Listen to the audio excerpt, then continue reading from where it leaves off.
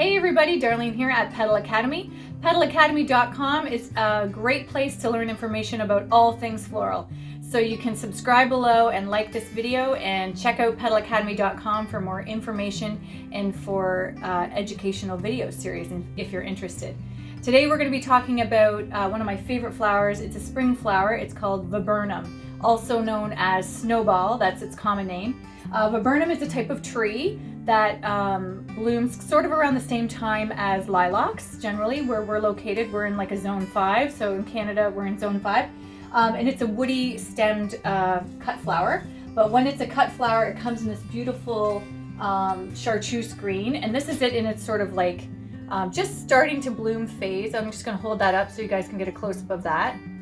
And why it's called snowball is because it turns white as it flowers. So usually we can get this in the season between early January, February. We see it start to come into season as far as a cut flower availability, and then it usually goes till about June. And as it emerges through those stages or those months, these blooms become whiter and show a little bit more color to them as it's a cut flower. So something to look for.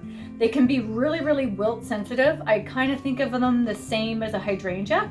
And because it's a woody stem, what we do at the studio is we trim it on an angle, and then we trim it up the stem as well. So we want to give that stem as much of a surface to take up water as possible. And then we just put it into a vase. Generally we use lukewarm to warm water.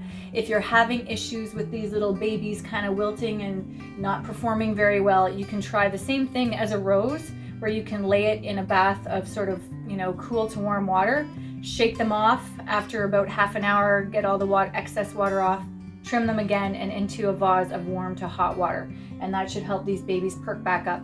If they're in water, they'll give you much more of a great statement and a longevity than if they're struggling to perform. So that's a couple of tips you can try. And keep them in an area that's, not too much heat. So we don't recommend keeping them right in the window. Keep them in a cool area of your house.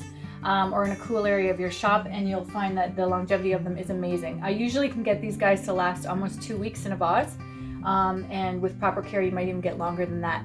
So thanks so much for watching today. Again, Snowball Vibirnum, and check out PetalAcademy.com. Until next time, live life in full bloom.